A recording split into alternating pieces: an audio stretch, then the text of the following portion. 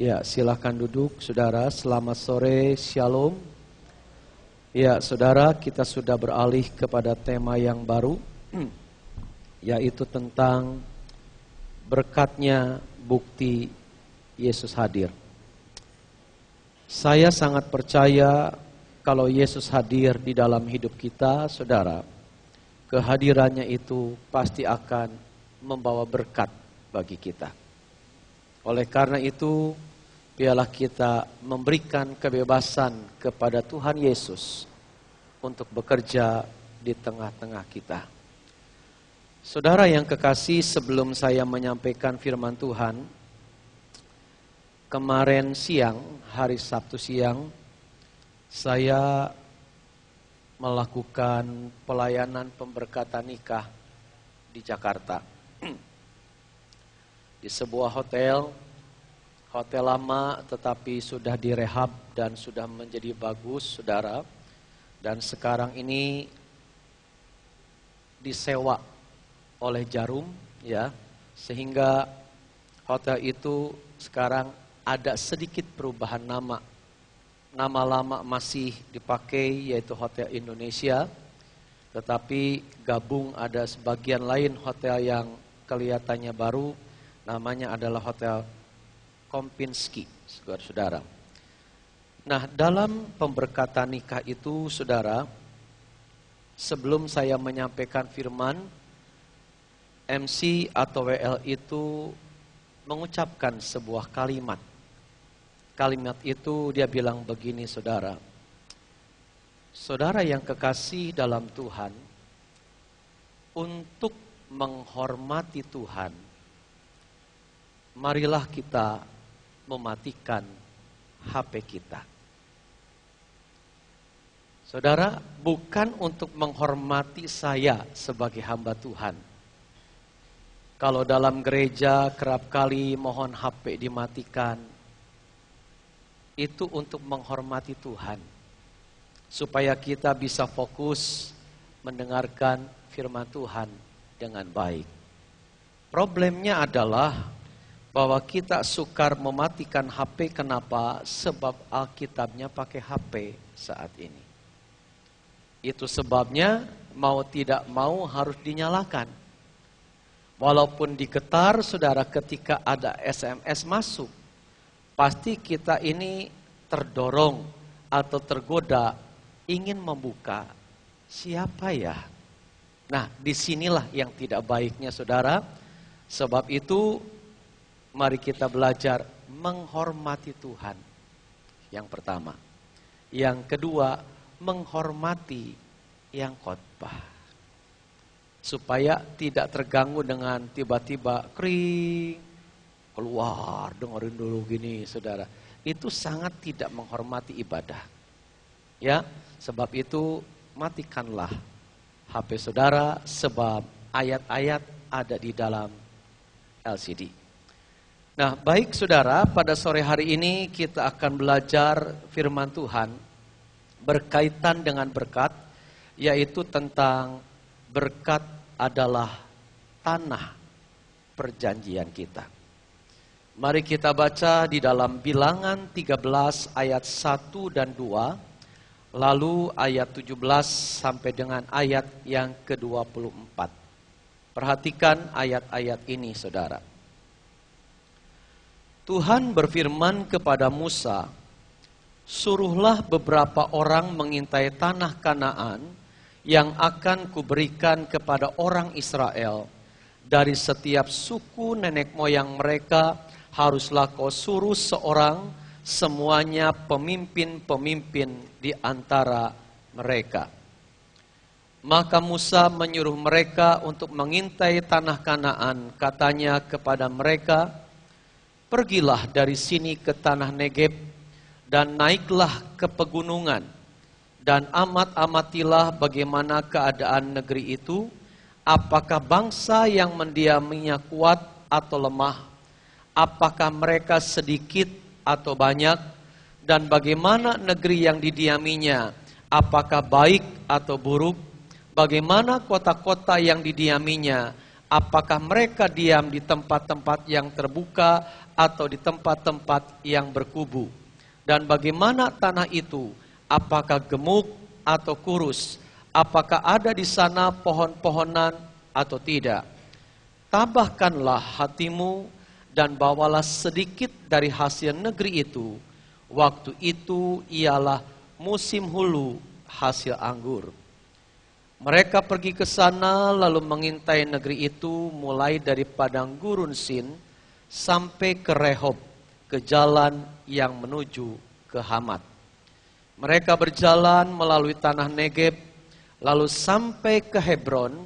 Di sana ada Ahiman, Sesai dan Talmai, keturunan Enak. Hebron didirikan 7 tahun lebih dahulu dari Soan di Mesir. Ketika mereka sampai ke lembah Eskol, dipotong merekalah di sana suatu cabang dengan setandan buah anggurnya. Lalu berdualah mereka menggandarnya atau memikulnya, saudara.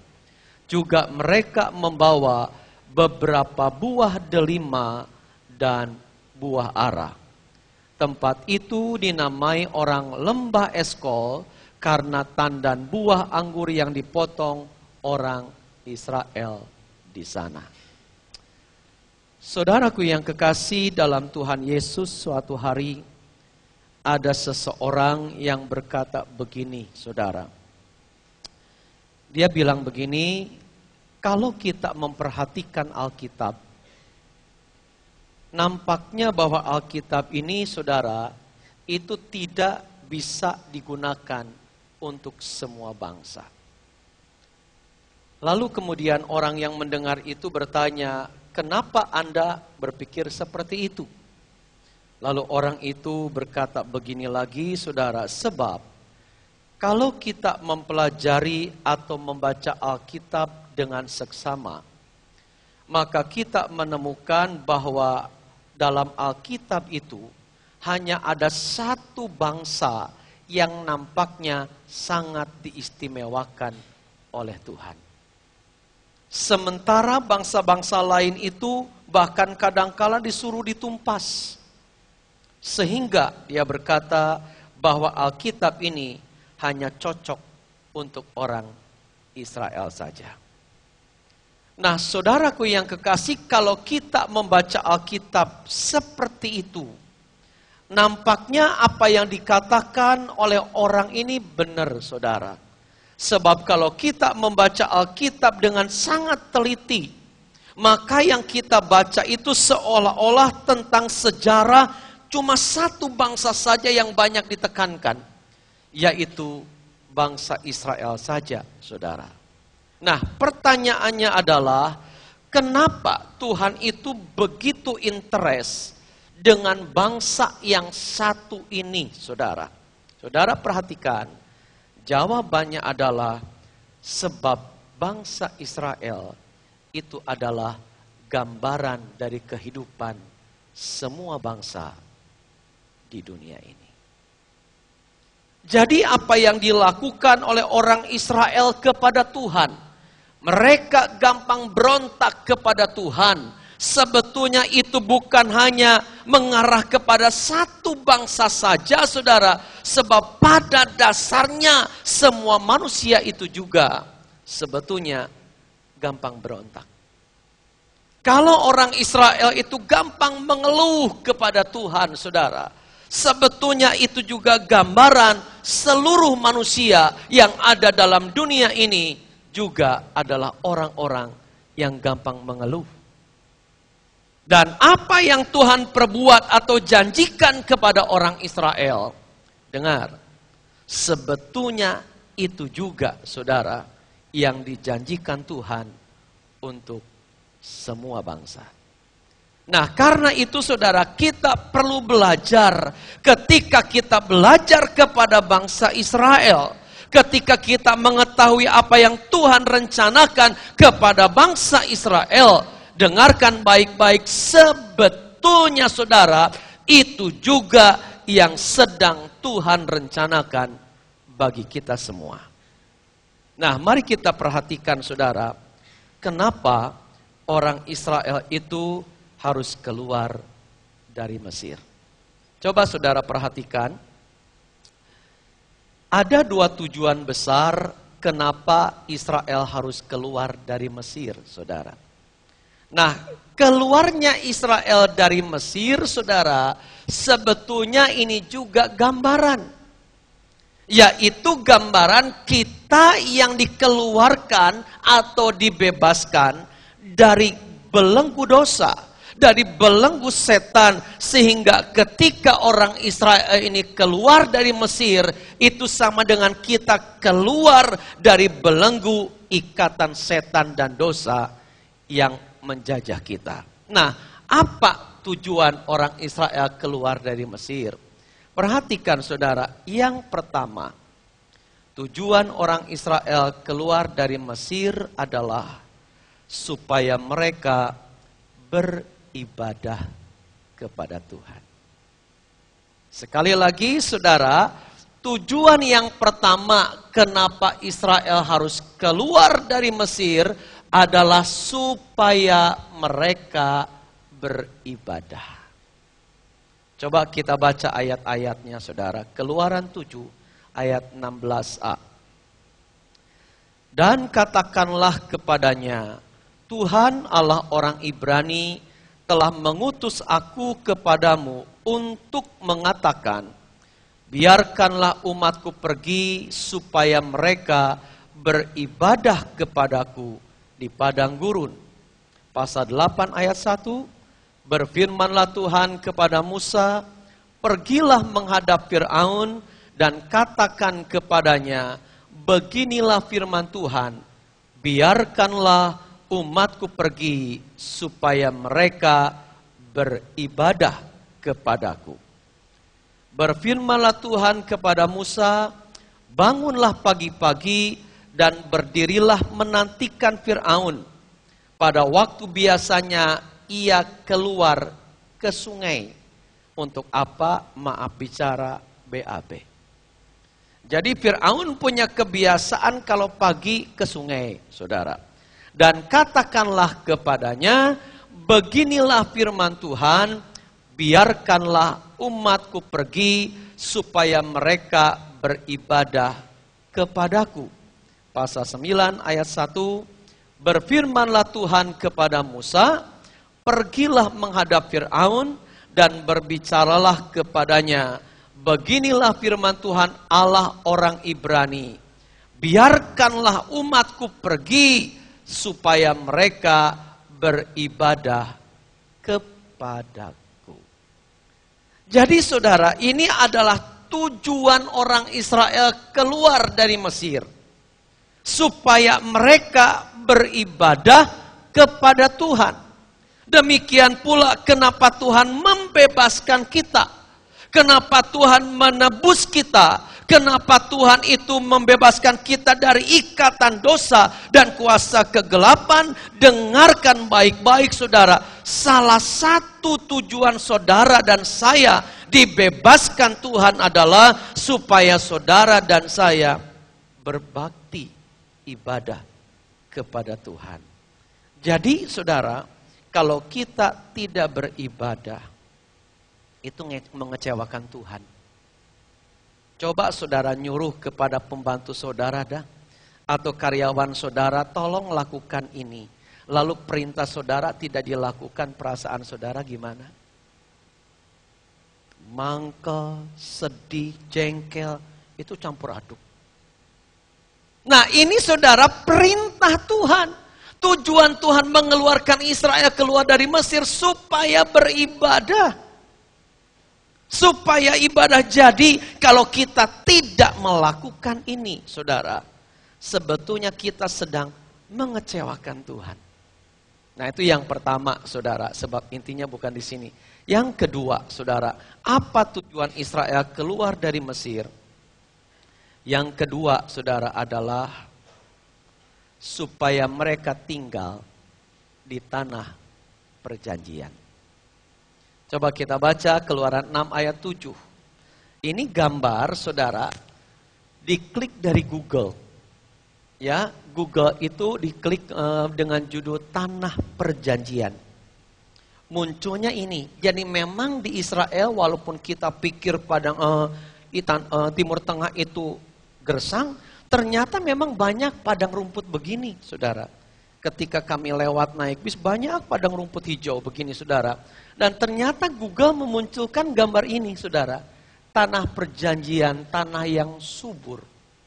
Nah, kita lihat Keluaran 6 ayat 7. Dan aku akan membawa kamu ke negeri yang dengan sumpah, perhatikan, Tuhan sampai bersumpah demi dirinya. Karena tidak ada yang lebih tinggi dari Tuhan, maka sumpahnya demi dirinya. Telah kujanjikan memberikannya kepada Abraham, Ishak dan Yakub. Dan aku, kata Tuhan, akan memberikannya kepadamu untuk menjadi milikmu. Akulah Tuhan. Nah, jadi saudara, orang Israel itu saudara disuruh keluar dari Mesir. Pertama tujuannya supaya mereka itu berbakti. Di Mesir mereka tidak bisa berbakti dengan baik. Kenapa? Dibatasi oleh Fir'aun. Sebab itu Tuhan harus mengeluarkan dari Mesir supaya orang Israel bisa beribadah dengan bebas. Saudara, jangan sia-siakan kesempatan ini. Kenapa? Di Indonesia itu saudara kita masih bebas beribadah. Coba saudara bayangkan orang Kristen di Irak saat ini. Mau ibadah itu saudara sukar. Mereka harus sembunyi, harus di gua-gua. Kenapa? Apalagi ada ancaman dari ISIS saat ini, saudara. Ada yang mengatakan begini, saudara. Sebetulnya 3,5 tahun pertama itu sudah mulai berjalan. Dan itu sudah berjalan kurang lebih 69%. Jadi perhatikan, dalam Alkitab itu ada satu sabat terakhir, 7 tahun terakhir. Nah, ini dibagi 2, 3,5 tahun, 3,5 tahun. 3,5 tahun pertama itu adalah masa sukar. Tapi antikris belum. Saya gambarkan begini biar gampang ya. Ini mimbar 7 tahun. Lalu kacamata saya ini tengah-tengah. Ini 3,5 tahun tengahnya di sini, saudara.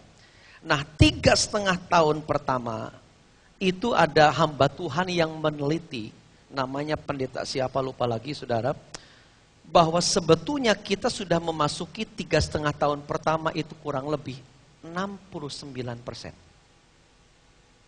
69%. Lalu saudara, tanda-tanda kedatangan Tuhan itu apa? Nah, kita meyakini berdasarkan doktrin GBI, setelah 3,5 tahun pertama itu selesai, sebelum memasuki 3,5 tahun kedua ini masa antikris, maka di sini Tuhan akan datang mengangkat orang-orang percaya. Nah, saudara, tandanya kedatangan Tuhan itu apa? Salah satu tanda kedatangan Tuhan itu adalah di mana bulan akan jadi darah. Nah, saudara tahu, tadi siang saya itu mendengarkan khotbah pendeta Rubin Adi, teman saya, saudara. Dia mengkhotbahkan tentang berjaga dan berdoa, lalu menjelaskan itu. Sebelum saya menjelaskan yang saya dengar yang terakhir, saudara, bahwa sudah terjadi 3 kali dalam sejarah dunia ini, bulan itu seperti jadi darah. Yang pertama tahun 1493. Nah, sebelum tahun itu saudara, orang-orang Yahudi yang ada di Spanyol itu harus keluar dari Spanyol. Dan saudara tahu tahun 1492, ternyata Tuhan sudah mempersiapkan tempat begitu rupa, Columbus menemukan Amerika, benua Amerika.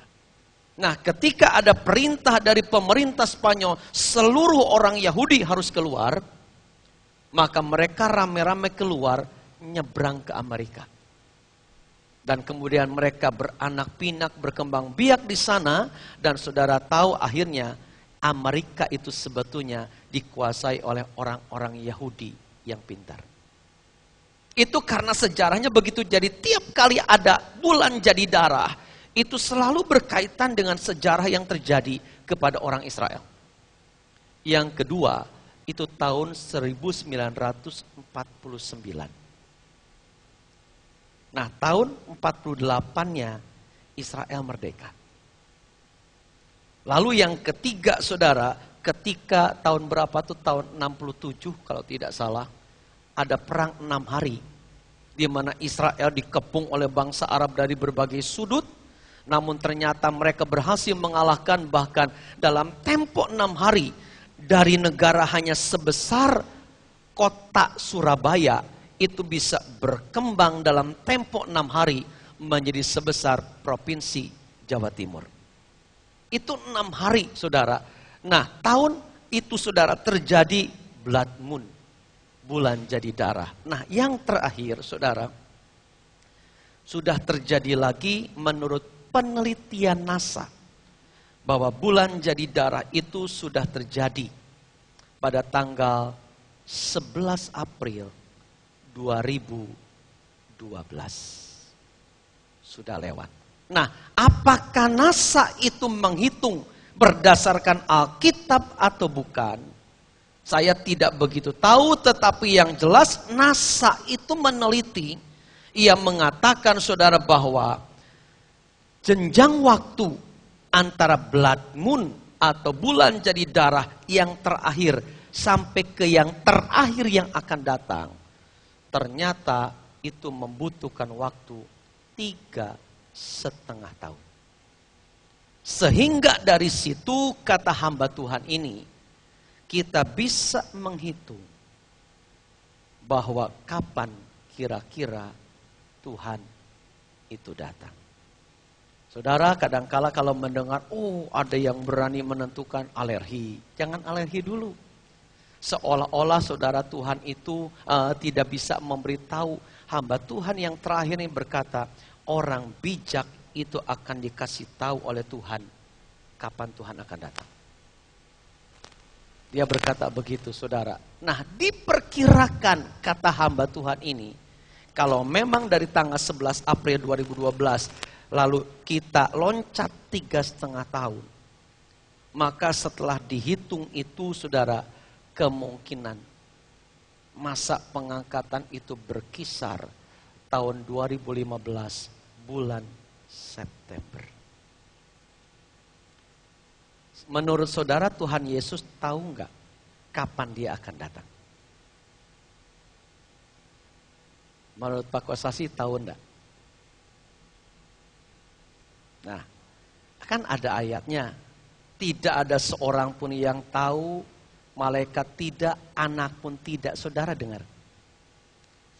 Kalimat itu ternyata dalam bahasa Inggrisnya bukan anak tidak tahu, bukan. Tapi dalam bahasa Inggrisnya itu if not. Jadi kalimatnya begini. Tidak ada seorang pun yang tahu kapan anak manusia akan datang kecuali Bapa. Malaikat-malaikat tidak. Dan kemudian kalimatnya if not. Bukan anak pun tidak. Tetapi jika anak itu bukan Bapa, baru tidak tahu. Saya tanya, anak dengan Bapa itu misah apa menyatu? Menurut saudara? Halo? Menurut saudara, anak dan Bapa itu terpisah apa nyatu? Alkitab berkata, aku dan Bapa itu satu. Jadi sebetulnya Yesus tahu ketika dia berkata, tidak ada seorang pun yang tahu kalau aku bukan Bapa, baru aku tidak tahu. Tetapi kita meyakini Yesus dan Bapa itu satu, pribadinya sama. Sebab itu Yesus pasti tahu kapan ia akan datang, saudara. Nah, saudaraku yang kekasih dalam Tuhan Yesus, kalau kita saat ini sedang melihat masa sulit di beberapa wilayah dunia ini, saudara, kita harus bersyukur sebab kita bisa beribadah dengan bebas. Lihat orang Kristen di Irak, mereka pingin beribadah saja harus sembunyi. Kenapa? Sebab ISIS siap menangkap mereka. Saudara, kalau itu terjadi di Indonesia, kita nggak bakalan bisa lagi beribadah bebas seperti ini. Nggak bisa.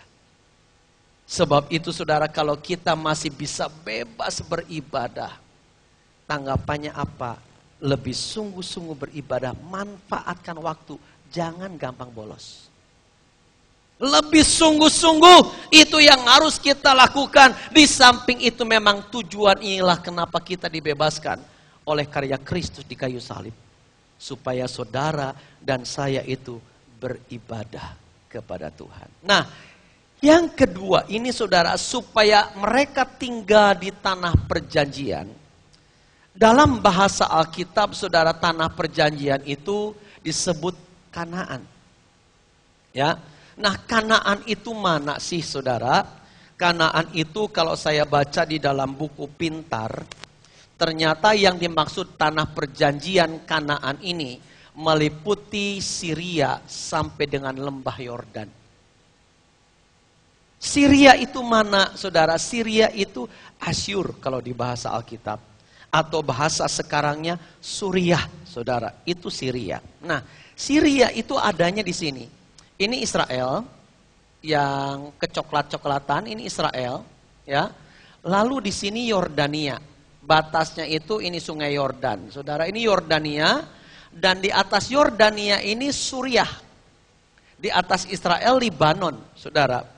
Nah, saudara, wilayah yang dimaksud dengan Kanaan ini ternyata awalnya sebetulnya meliputi wilayah Suriah, Yordania, sampai ke wilayah Israel sekarang. Jadi tidak sekecil ini. Wilayahnya itu besar saudara. Dan ini adalah tanah yang dijanjikan Tuhan kepada orang Israel. Dan ini akan menjadi tanah yang luar biasa saudara. Saudaraku yang kekasih dalam Tuhan Yesus, ini harus dipahami bahwa sebetulnya kita ditebus oleh darah Kristus untuk kita tinggal di tanah perjanjian. Apa saudara yang dimaksud dengan tanah perjanjian?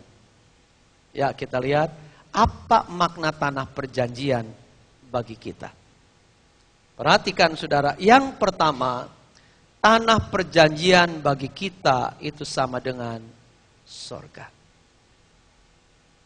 Jadi kematian Kristus di kayu salib untuk membawa kita ke tanah yang dijanjikan. Supaya kita bisa masuk sorga, saudara. Nah, lalu kemudian setelah keluar dari tanah Mesir, mereka harus melewati padang gurun yang gersang. Ini sama dengan dunia kalau sekarang saudara. Padang gurun itu gambaran dunia. Setelah kita ditebus oleh darah Kristus, kita harus berjalan di padang gurun dunia ini. Untuk kemana berjalan? Sampai ke tanah perjanjian, yaitu surga. Nah, coba saudara perhatikan. Ketika orang Israel sedang berjalan menuju tanah ini, saat keluar dari tanah Mesir saudara, jumlahnya kurang lebih 2 juta orang. Berapa orang yang sampai ke tanah perjanjian? Dari orang yang keluar dari tanah Mesir, yang sampai ke tanah perjanjian, itu cuma 2 orang. Yang 1.999.998 orang mati di padang gurun. Dan sisanya yang lahir di padang gurun itu yang dibawa masuk ke tanah perjanjian. Apa maksudnya saudara? Maaf, sebetulnya saya ingin semua masuk surga. Saya ingin masuk surga. Tapi gambarannya ingat orang Israel. Kalau orang Israel banyak yang tidak masuk ke tanah perjanjian karena ketidaktaatan mereka, jangan-jangan ini pun menjadi gambaran bahwa tidak semua orang Kristen yang katanya ngaku percaya kepada Yesus itu pasti masuk surga. Kenapa? Bisa jadi faktornya sama karena ketidaktaatan kita kepada Tuhan. Nah, jadi saudara, ini harus diperhatikan. Makna tanah perjanjian bagi kita itu adalah sorga. Karena itu dalam perjalanan menuju surga itu, saudara, jangan kayak orang Israel yang banyak mengeluh, banyak berontak, banyak tidak taat. Akhirnya mereka dihukum Tuhan di padang gurun, dimatikan di sana, saudara, tidak sampai ke tanah perjanjian. Nah, lalu makna yang kedua apa? Makna tanah perjanjian bagi kita yang kedua ini, saudara. Yang kedua, makna tanah perjanjian itu adalah berkat. Ya, kita baca Keluaran 38, lalu Bilangan 13 ayat 23. Sebab itu aku telah turun untuk melepaskan mereka dari tangan orang Mesir dan menuntun mereka keluar dari negeri itu ke suatu negeri yang baik dan luas, suatu negeri yang berlimpah-limpah susu dan madunya, ke tempat orang Kanaan, orang Het, orang Amori, orang Feris, orang Hewi, dan orang Yebus. Lalu Bilangan 13 ayat 23. Ketika mereka sampai ke lembah Eskol, ini lembah ada di Israel, saudara. Dipotong merekalah di sana suatu cabang dengan setandan buah anggurnya, lalu berdualah mereka menggandarnya, menggotongnya. Juga mereka membawa beberapa buah delima dan buah ara. Waktu kami ke Israel, saya tidak mencicipi buah anggur yang gede-gede. Tapi kalau buah delima, saya sempat mencicipi. Saudara tahu delima Indonesia itu paling sebesar ini. Kalau delima Israel itu kira-kira sebesar ini, saudara. Harganya agak mahal, saudara. Dan saya sempat mencicipi, manis. Nah, saudara perhatikan, kalau kita memetik anggur, katakanlah saudara punya pohon anggur, lalu berbuah anggur, saudara. Saudara memetik buah anggur tidak usah digotong-gotong, cukup 2 jari nih. Lalu saudara petik, tek, bisa digini-gini. Tapi coba lihat anggur yang ada di tanah perjanjian. Bisa begini? Digotong saja harus 2 orang begini, saudara. Itu saking besarnya, saking banyaknya anggur yang dihasilkan oleh tanah perjanjian. Sampai-sampai menggotongnya harus 2 orang, saudara. Itu membuktikan tanah yang ditetapkan Tuhan bagi orang Israel tinggal, itu adalah tanah yang baik, yang sangat diberkati, sangat banyak susu dan madunya, dan tanah itulah sebetulnya juga yang Tuhan ingin agar kita tinggal di dalamnya. Saudara, saya dengar ketika pendeta Peter Condro, ini hamba Tuhan mungkin paling sering ke Israel. Dan saat ini hamba Tuhan yang paling sering ke Israel itu pendeta Erich Unarto. Itu yang menjadi pemimpin Mana Sorgawi. Saudara lihat, setahun berapa kali dia ke Israel, saudara. Nah, saking seringnya pendeta Peter Condro ke Israel, dia selalu membawa orang masuk ke tempat souvenir. Saking seringnya pemilik toko souvenir sudah kenal baik. Kalau Peter Condro datang, Peter Condro disuruh milih pingin apa, silahkan, gratis. Kenapa? Sebab dia sudah membawa keuntungan, selalu bawa rombongan ke toko itu. Nah, apa yang dia katakan kepada orang-orang yang tur, saudara? Dia selalu berkata kepada orang-orang yang ikut tur ke Israel dan saat membeli souvenir di toko souvenir, dia berkata, beli patung ini. Patung apa, saudara? Patung gambaran orang Israel, 2 orang Israel sedang menggotong anggur. Dan itu lambang kemakmuran, saudara. Nah, jadi saudara, tanah beginilah yang dijanjikan Tuhan. Jadi ini adalah tanah yang melimpah susu dan madu. Ini istilah. Istilah saking melimpahnya dengan hasil pertanian dan berkat yang lainnya. Maka Alkitab itu menggunakan istilah melimpah susu dan madu. Saudara, ini berkat dan kemakmuran. Sebab itu saudara, jangan tertipu oleh konsep-konsep yang ditebarkan oleh setan. Sebab setan kadangkala dengan kata-kata bijak lewat orang-orang tertentu bisa saja memasukkan konsep begini saudara, bahwa miskin itu sangat mulia, miskin itu sangat rohani, miskin itu indah. Tidak. Tidak ada janji di dalam Alkitab satu ayat pun bahwa orang dipanggil ditebus oleh darah Kristus yang sangat mahal supaya kita hidup miskin. Tidak. Nggak ada saudara satu ayat pun. Memang ada panggilan lain kita untuk menderita. Tapi menderita karena nama Kristus itu tidak sama dengan miskin. Miskin itu menderita. Tapi yang dimaksud menderita bagi Kristus tidak sama dengan miskin, saudara. Jadi saudara dan saya itu mendapatkan janji ke tanah perjanjian. Maksudnya adalah tanah berkat. Makanya Yesus datang, dia berkata, aku datang untuk memberikan hidup yang berkelimpahan kepadamu. Nah, kalau di antara orang percaya itu ada yang miskin, ini salah siapa? Salah siapa? Padahal Tuhan itu menetapkan pergi ke tanah perjanjian, ke tempat berkat. Tapi kenapa ada orang-orang yang tidak menikmati ini, saudara? Yang jelas, bukan salah Tuhan. Tuhan tidak bisa disalahkan. Kalau kita sampai miskin, saudara, itu pasti yang salah adalah kita. Saudara, kadangkala maaf ya, orang miskin itu dianggap mulia. Kalau nolong orang miskin, mulia sekali saudara. Padahal kita harus cek juga kenapa dia miskin. Betul enggak? Jangan mentang-mentang miskin ditolong, mulia rohani kita nolong orang miskin. Di satu sisi betul, tapi kita juga harus menolong kenapa dia miskin. Kalau memang ada kesalahan, bantu memperbaiki, sebab Tuhan tidak pernah menjanjikan kita miskin. Enggak. Makanya kehadiran Tuhan itu untuk memberkati kita. Kalau ibadah kita ada Tuhan, pasti ibadah kita diberkati. Kalau hidup kita ada Tuhan, pasti hidup kita diberkati. Tidak mungkin tidak, saudara.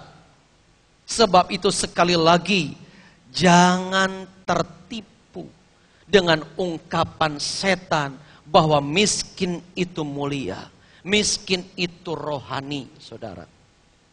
Ada ungkapan begini, siapa yang berani jadi pemimpin dan tetap miskin? Kayaknya bagus, menjadi pemimpin dan tetap miskin. Kalau saudara tanya ke saya, pingin kaya apa pingin miskin? Jawabannya apa? Kalau saudara bilang pingin miskin, saya nggak jadi di sini. Saya kalau ditanya pingin kaya atau miskin, pingin kaya. Tapi ketika saya datang ke sini, motivasi saya bukan saya pingin kaya, bukan. Karena saya merasa itu panggilan Tuhan.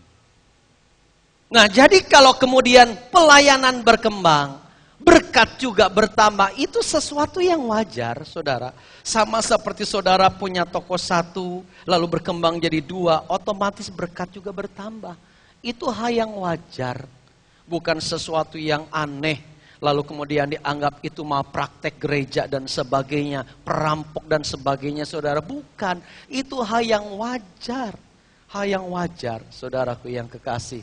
Jadi sekali lagi, jangan tertipu oleh ungkapan bahwa miskin itu mulia, miskin itu rohani. Oh, dulu begitu, saudara.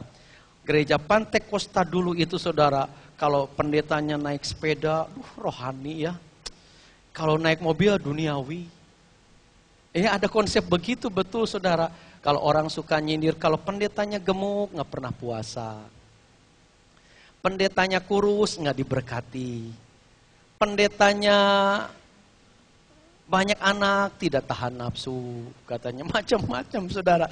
Jadi susah memang kadang-kala jadi pendeta itu, saudara. Selalu salah, saudara. Selalu salah, saudaraku yang kekasih. Jadi Pantekosta dulu itu sepertinya mengandung konsep bahwa kalau pendeta itu sederhana, wah rohani. Rohani. Tapi kalau kaya, duniawi pendeta ini. Saudara, kalau konsepnya begitu, siapa yang ingin jadi pendeta?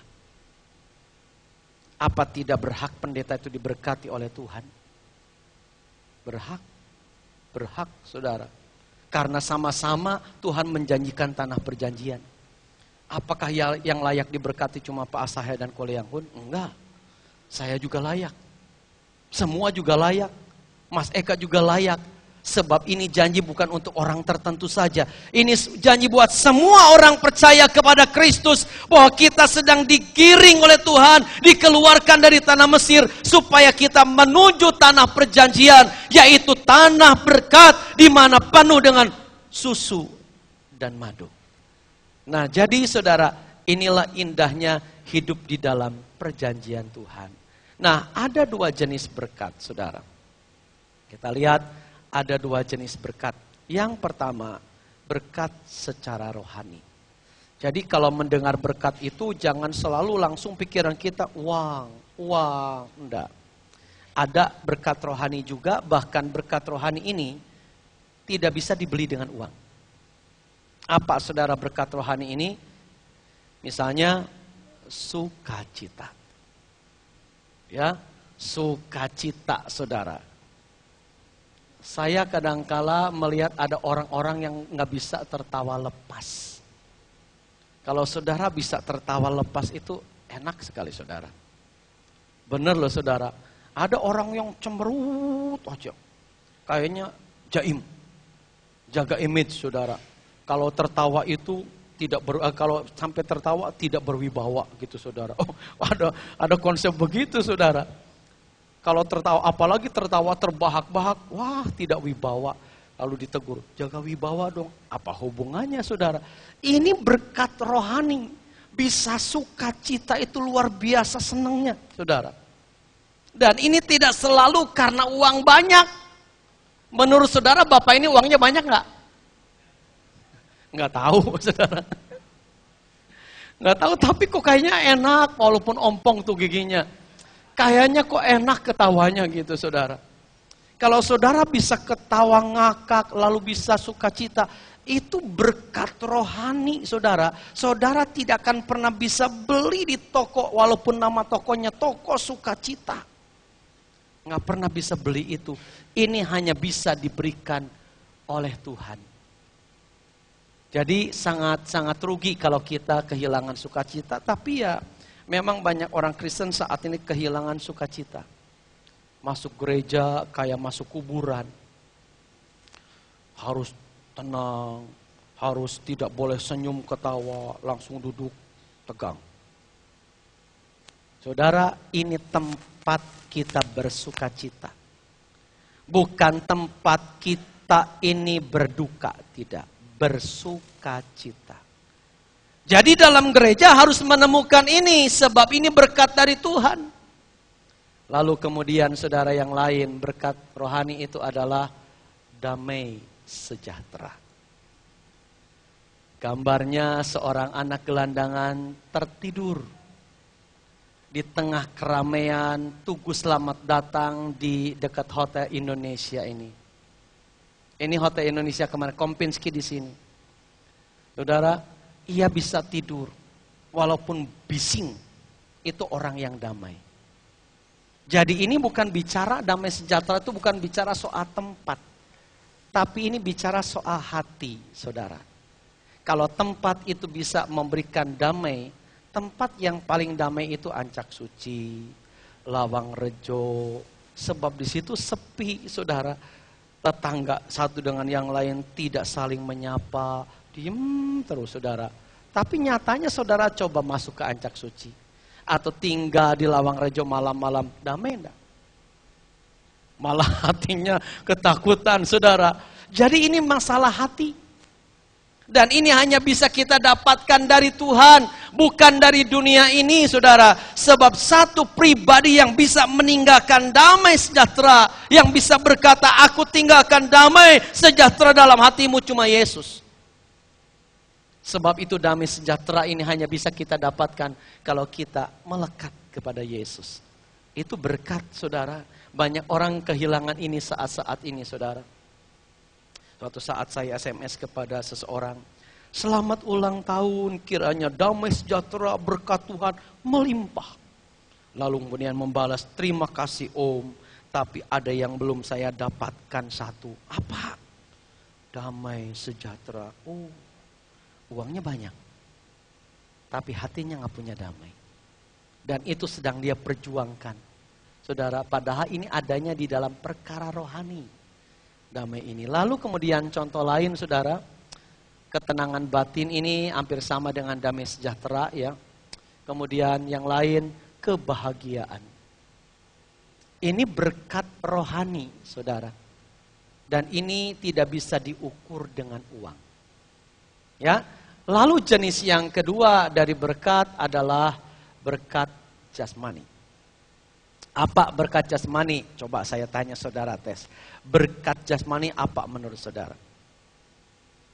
Mas Doni, apa berkat jasmani? Ya, ini dulu, kekayaan dulu, ya. Ini saudara yang paling gampang diingat. Kalau dengar berkat, uang, ya.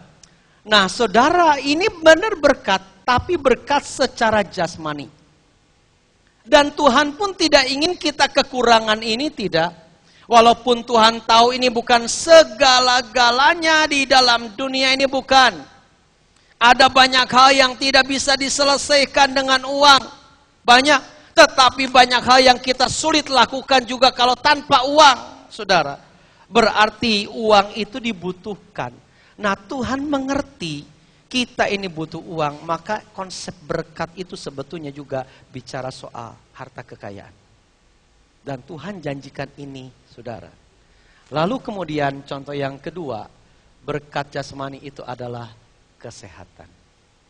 Ya. Jadi kesehatan itu termasuk berkat jasmani. Saya tanya, berkat ini dengan ini penting mana? Nah, susah lagi kan? Penting mana antara berkat rohani dengan jasmani? Pak Tony yang jawab, Pak Tony. Salah nggak apa-apa, Pak? Mana lebih penting, Pak? Ya? Rohani. Dua-duanya penting betul, Pak. Tapi kalau suruh milih salah satu yang lebih penting tuh yang mana sih? Jangan karena di gereja lalu bilang rohani. Kalau saudara memang tidak setuju itu nggak apa-apa. Ya oke saudara. Nah saudara, kalau kita bicara soal mana yang lebih penting, jawabannya memang dua-duanya penting. Ya kita tidak bisa menyangkal saudara, tetapi kalau kita harus memilih mana jauh lebih penting, mana yang jauh lebih penting, kita harus menempatkan rohani jauh lebih penting daripada jasmani. Orang seringkali mengatakan begini, yang paling penting itu kesehatan. Saya tanya, orang sehat itu nantinya mati enggak? Mati. Betul, kita ini penting kesehatan. Sebab kalau kita tidak sehat juga kita tidak bisa melakukan aktivitas kita. Tetapi saudara dengar, kesehatan itu sebetulnya kita harus raih, tapi jangan sampai mengesampingkan ini loh. Jangan sampai mengesampingkan karena mencari kesehatan, pagi-pagi yoga. Ibadah ditinggalkan, saudara. Sore mau ibadah sudah sungkan. Ada saudara yang begitu lebih mementingkan kesehatan. Apakah ada orang yang bertambah umur dan tetap muda terus? Enggak ada. Ujung-ujungnya mati. Kemarin dalam perjalanan dari Jakarta saya naik kereta api, ada majalah. Saya buka-buka walaupun nggak pakai kacamata sampai begini saya baca karena nggak kelihatan. Tapi karena kesal juga saudara, nunggu kok nggak nyampe-nyampe. Akhirnya saya baca, ada humor. Di situ ada judul, resep awet muda. Ternyata ada resepnya saudara, awet muda itu. Apa itu resep awet muda saudara? Di dalam buku itu dikatakan, yang pertama, makan kelapa muda. Yang kedua, minum jamu awet muda. Yang ketiga, makan kambing muda. Yang keempat, bergaul banyak dengan anak muda. Dan yang kelima, perbanyak istri muda, katanya. Saudara yang kekasih dalam Tuhan, nggak ada yang terus-menerus muda, nggak ada. Ya, teman-teman saya lihat saya mungkin sudah tua, saya lihat teman saya juga sudah tua, karena bertambah umur, saudara. Kita ke Singapura, oke, itu nggak masalah.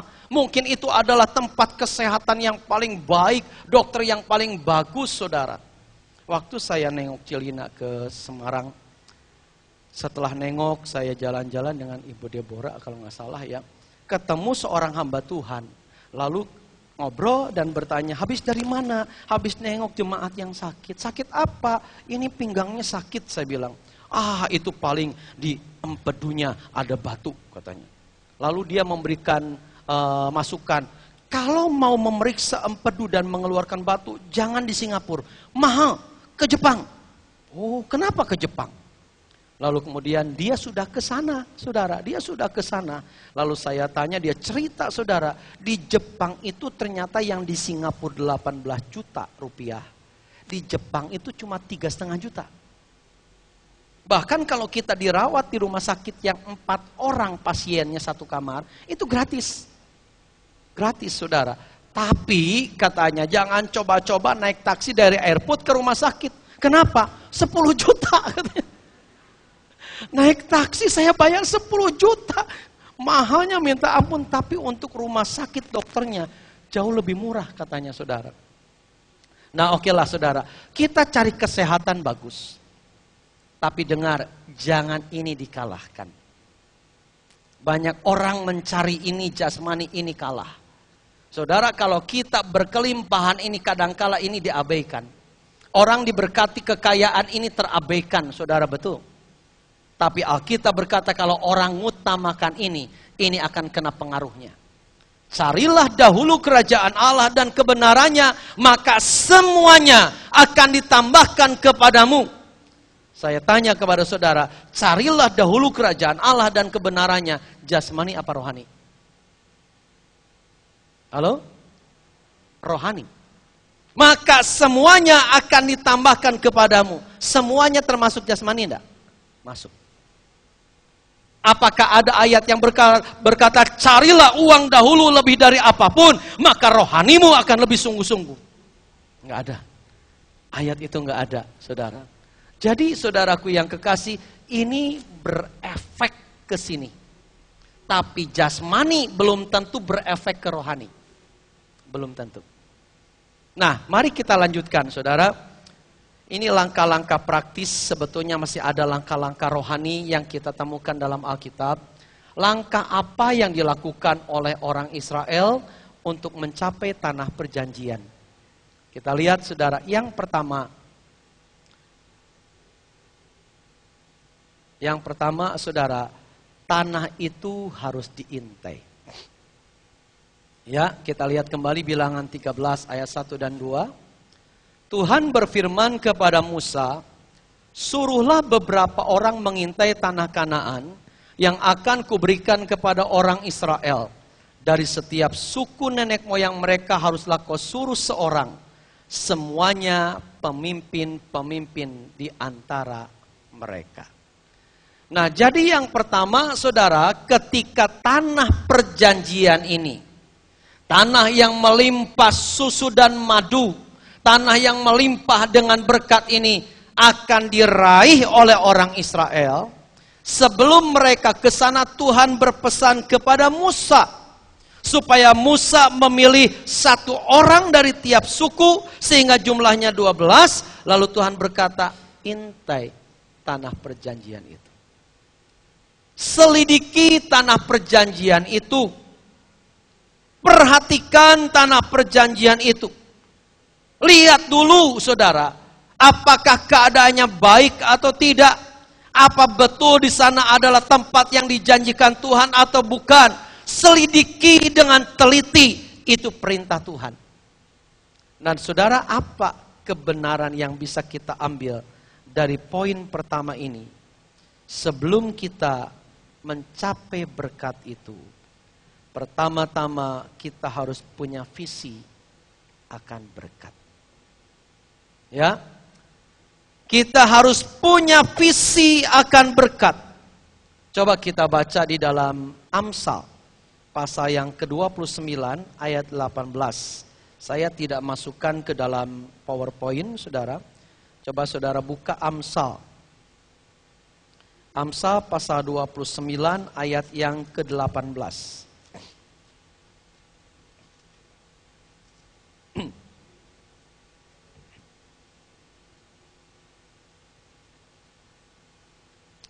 Perhatikan ayat ini, saudara.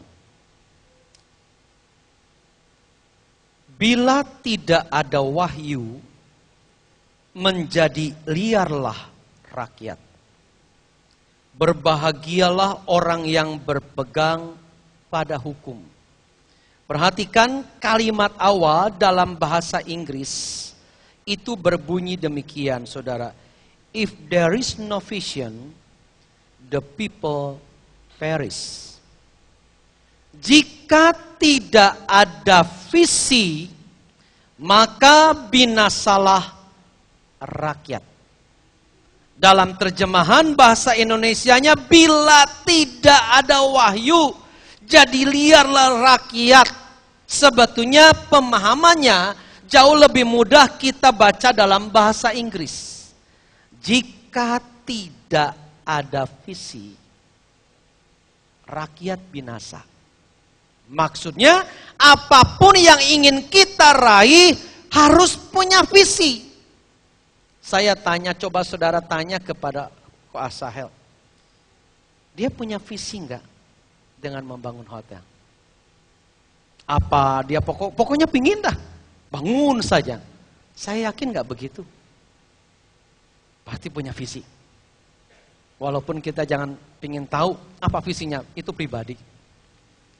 Tapi saudara pasti punya visi. Kalau kita tidak punya visi apa-apa, apapun yang kita perbuat, binasa, gagal, tidak akan berhasil. Nah, Tuhan menyuruh orang Israel, intai itu tanah perjanjian. Lihat dulu. Lihat dulu. Jadi sebelum kita ingin sesuatu, bayangkan dulu. Nanti aku akan begini, hasilnya akan begini. Bayangkan dulu, saudara. Nah, itu maksudnya intai tanah perjanjian, saudara. Ya, lalu saudara perhatikan, kalau orang itu tidak punya visi atau tidak punya tujuan, apapun yang dikerjakan jadi membosankan. Suatu hari ada kelompok hamba Tuhan diskusi dalam meja makan di sebuah undangan. Hamba Tuhan ini, saudara, ngobrolnya tentang teman-teman mereka.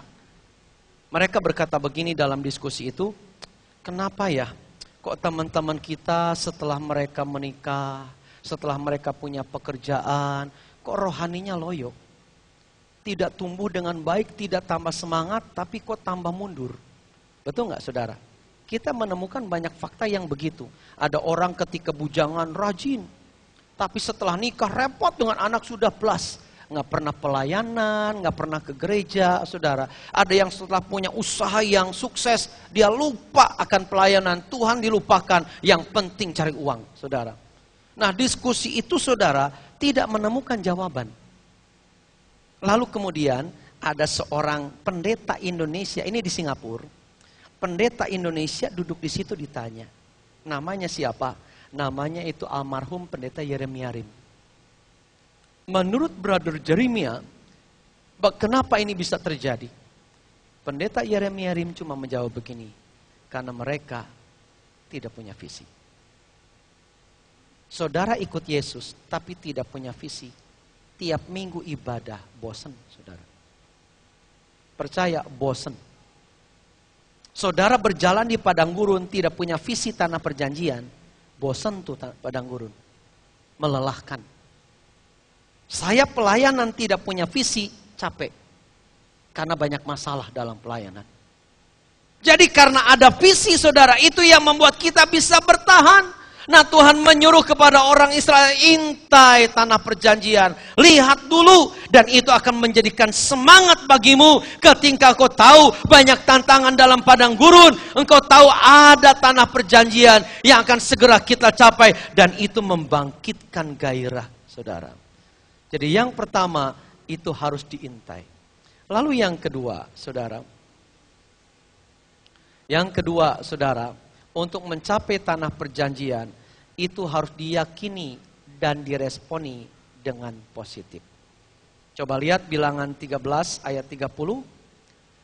Kemudian Kaleb mencoba menenteramkan hati bangsa itu di hadapan Musa, katanya, tidak.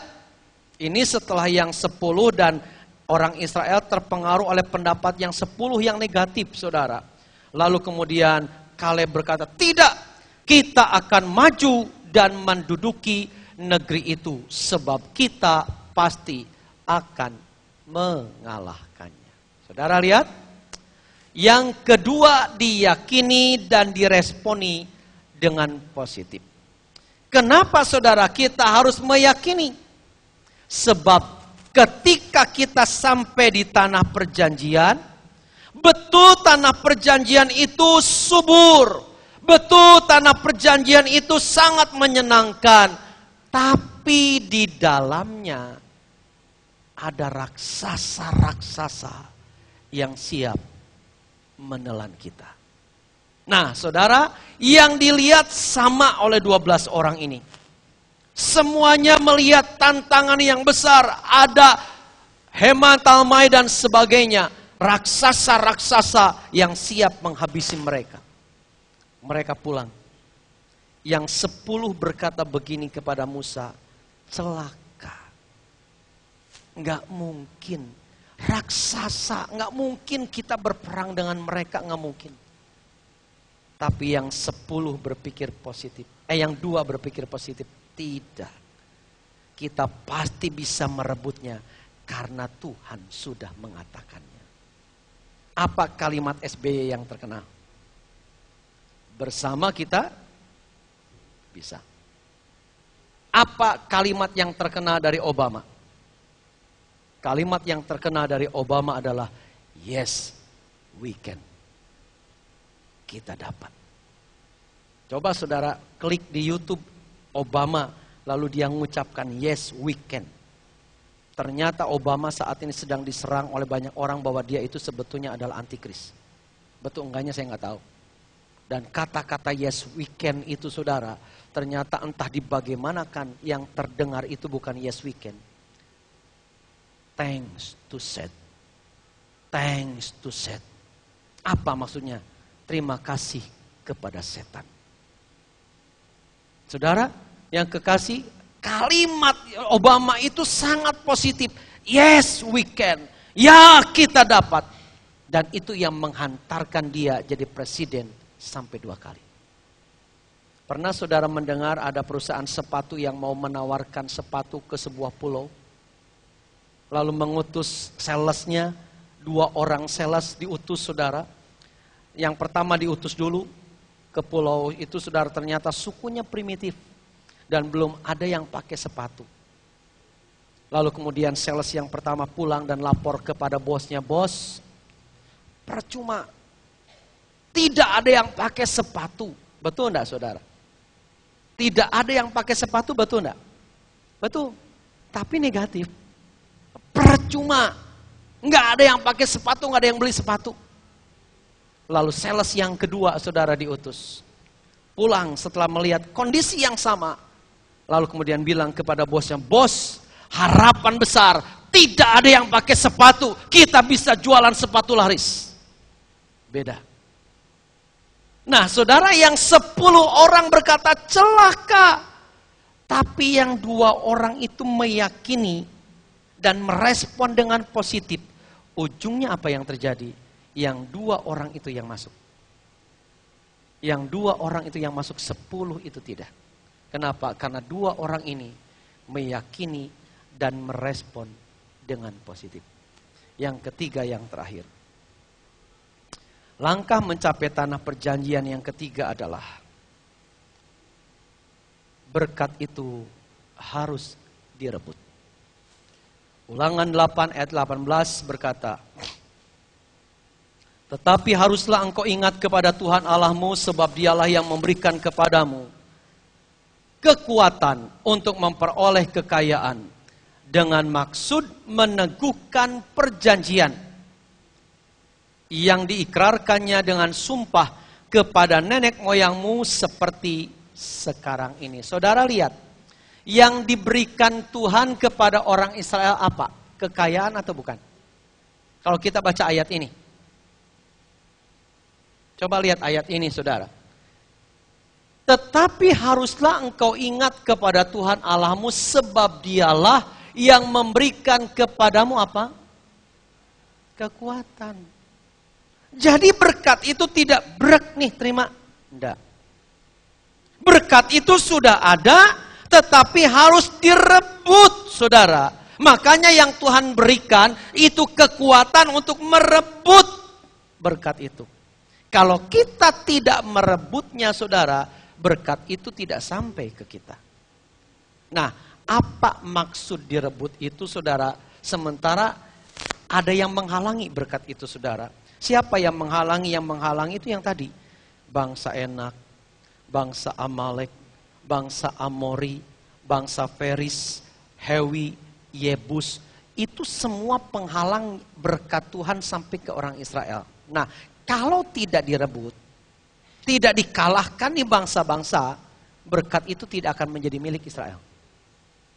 Jadi maksud merebut itu mengalahkan tantangan. Apa tantangan untuk merebut, saudara, berkat itu? Tantangannya sederhana, kemalasan, ketidaktekunan, yang begitu-begitu. Saya ambil contoh tadi pagi Tommy. Tommy ini punya talenta main keyboard. Menurut saudara, Tommy masih bisa berkembang jadi lebih hebat nggak menurut Pak Asahel? Bisa. Dia sudah punya kemampuan itu, Tuhan sudah tetapkan dia jago sekali. Tapi kalau sekarang dia merasa puas, lalu tidak mau berlatih, itu tidak akan tercapai. Kemampuan berkat tanah perjanjian itu tidak akan tercapai. Kenapa? Karena dia tidak mengalahkan musuh. Apa? Kemalasan, merasa puas, saudara. Itu yang menghalangi. Makanya zona nyaman itu yang paling menghalangi kemajuan orang. Sebab zona nyaman itu adalah zona di mana kita tidak ada tantangan. Saudara, waktu saya sedang menunggu kereta, saya ketemu seorang bapak. Bapak ini sudah umurnya 73 tahun, ya. Dia mau pulang ke Bangil, lalu saya tanya, "Bapak aslinya orang mana?" "Orang Martapura." "Oh, Martapura, Kalimantan Selatan." "Betul." "Tempat intan itu ya, Pak?" "Betul." "Apa betul di situ banyak intan?" saya tanya. "Betul." "Wah, kalau gitu rakyatnya kaya-kaya dong, Pak." "Siapa bilang?" Kan kita mikir intan itu berlian, saudara. Intan itu berlian, bahan mentahnya berlian itu intan. Ya, saya bilang, kalau gitu kaya-kaya, siapa bilang? Enggak. Saudara, menurut saudara, berlian yang terbaik di dunia buatan mana? Menurut Ko Liang Hun, buatan mana berlian yang terbaik di dunia? Saya pernah baca di surat kabar, Suara Merdeka, ada berlian kira-kira sebesar ini, Ko Liang Hun. Saya ambil contoh jempol saya karena jempol saya lumayan gede. Kira-kira sebesar ini, warna oranye. Itu harganya 100 miliar lebih. Cuma segini, saudara. Dimakan juga bisa. 100 miliar lebih, bayangkan. Satu berlian. Saya tanya, "Pak, sebetulnya berlian yang paling baik itu dari mana sih?" Dunia mengenalnya, berlian paling baik itu adalah berlian dari Belanda. Tapi tahukah saudara, bapak ini cerita, sebetulnya orang Belanda itu ngambil berlian mentahnya itu dari Martapura. Dulu ada tempat penggosokan intan, tapi setelah Belanda itu mengambil mentahnya, tempat penggosokan intan jadi berlian itu pada tutup, saudara, bangkrut. Lalu kemudian beli mentah lebih murah, dan kemudian digosok di Belanda, alatnya lebih canggih, dan kemudian setelah dihasilkan berlian, harganya menjadi sangat tinggi, dijual ke Indonesia, orang Indonesia nggak mampu beli. Saudara tahu kenapa orang Belanda yang menikmati? Karena dialah yang merebut. Kita yang punya tapi yang merebut itu yang menikmati. Saudara, Tuhan sudah menetapkan ini berkat. Rebut. Kalau kita tidak merebutnya, saudara, kita tidak akan mendapatkan itu, walaupun Tuhan menjanjikannya. Saudara, saya membaca dalam satu buletin, Ada seorang pelarian dari Ukraina, namanya Yankom. Dia datang ke Amerika, lalu kemudian jadi seorang imigran. Ketika pertama masuk Amerika, saudara, tidurnya di emper toko. Akhirnya dia coba cari kerja serabutan, saudara. Ketika dia belum punya kerjaan, makanya dijatah oleh pemerintah. Jadi di sana, orang yang tidak punya kerjaan dikasih makan, saudara. Nah, lalu dia kerja serabutan jadi pembersih di sebuah supermarket dan sebagainya. Dia juga kuliah komputer, tapi drop out karena kehabisan biaya, tidak punya biaya. Nah, tapi dalam ke-drop outannya itu, saudara, dia otodidak belajar komputer. Sampai akhirnya dia berhasil membuat satu program, ya. Dan program itu saat ini lagi booming digunakan di dunia oleh kurang lebih 450 juta orang. Apa program itu, saudara? Program itu namanya adalah WhatsApp. Saudara tahu, itu digunakan kurang lebih oleh 450 juta orang di dunia saat ini yang menggunakan WhatsApp. Dan salah satunya adalah Bapak Asahel, pengguna WhatsApp. Saudara, kemudian tahun 2014, program ini dijual atau dibeli oleh penemu Facebook namanya Mark Zuckerberg. Orang yang usianya belum 30 tapi sudah jadi konglomerat, saudara, karena Facebook. Dan program ini dibeli oleh Mark Zuckerberg. Harganya berapa?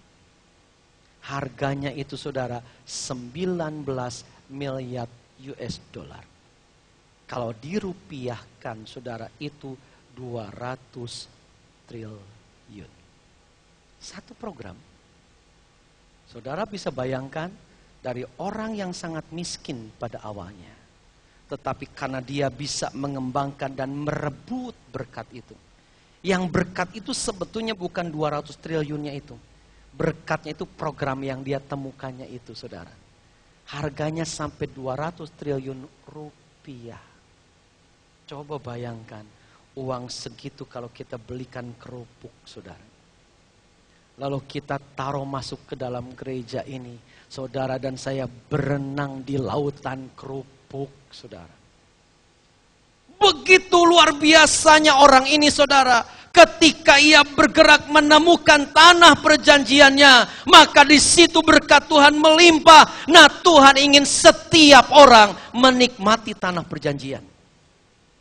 Berkat ini adalah hak kita, saudara. Tetapi ingat, ini harus kita rebut.